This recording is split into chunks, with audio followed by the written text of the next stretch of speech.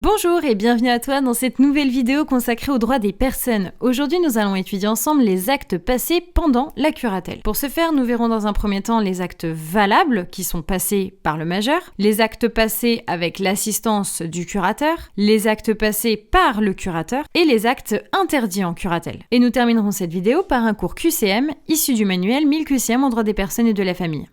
Tu es prêt ?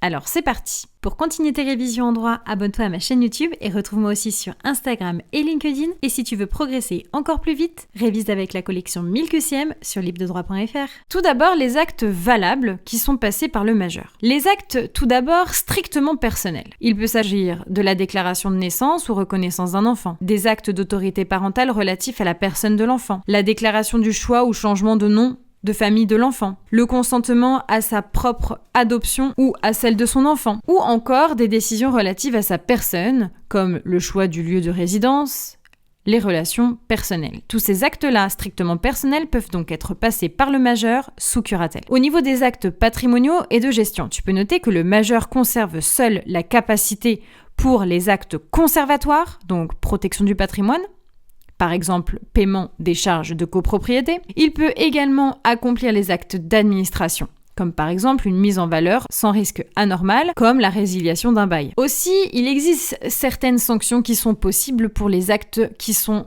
passés par le majeur sous curatelle et qui sont par principe valables. L'annulation est possible si l'acte est passé sous l'emprise d'un trouble mental. Il est également possible de demander la récision pour lésion ou encore la réduction du prix pour excès, sauf s'il y a eu une autorisation expresse du juge. Enfin, les actes dits particuliers, comme par exemple le testament, ils sont possibles librement, sous réserve d'être sains d'esprit. En ce qui concerne le mariage, depuis la loi du 23 mars 2019, il n'y a plus besoin d'autorisation du curateur ou encore du juge pour que le majeur sous curatelle puisse se marier. Le curateur doit seulement être informé du projet. À présent, les actes passés avec l'assistance du curateur. Il existe des actes qui nécessitent cette assistance, comme les actes de disposition, la vente ou encore l'emprunt. Le contrat de fiducie, l'emploi des capitaux nécessite également une assistance du curateur. Et enfin, les actions en justice, comme par exemple introduire une action ou se défendre, doivent être toujours sous assistance du curateur. Alors il y a certaines modalités qui sont mises en place pour cette assistance, notamment une double signature, celle du majeur et celle du curateur. Tu peux noter que toute signification doit être faite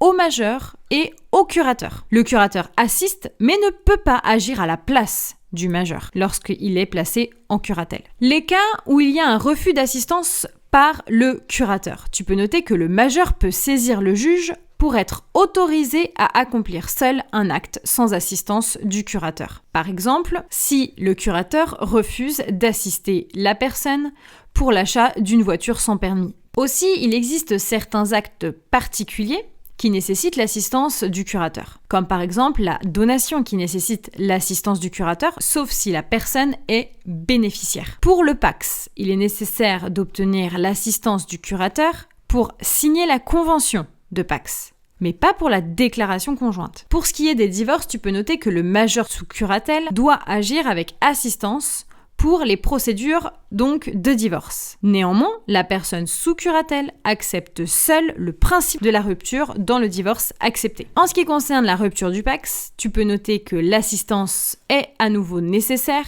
pour la signification de la rupture. Il existe bien entendu certaines sanctions qui peuvent être mises en place, comme par exemple pour les actes accomplis par le majeur seul alors qu'il devait être assisté, eh bien l'acte sera nul. Pour les actes accomplis par le curateur seul, eh bien c'est une nullité dite de plein droit, sans besoin de démontrer un préjudice. Et enfin, tu peux noter que le délai d'action est de 5 ans.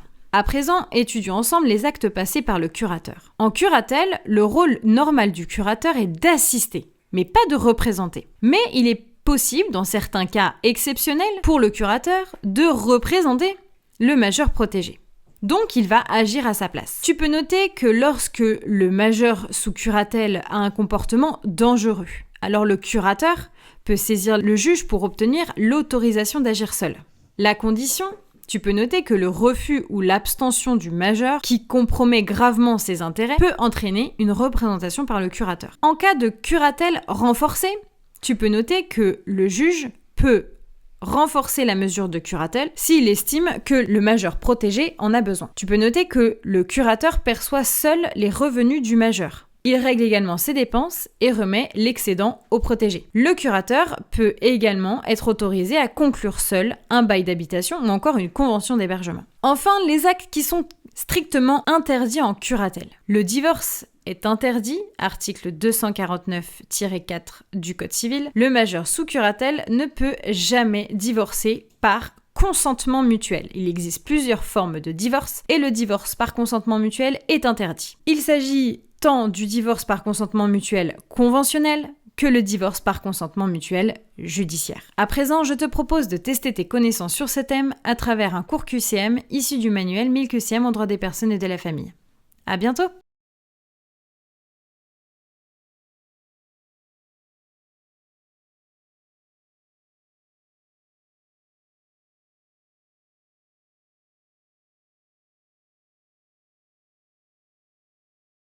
Si cette vidéo t'a plu, pense à la liker et à t'abonner. Et pour continuer tes révisions, va voir la collection 1000 QCM sur ma librairie numérique libredroit.fr.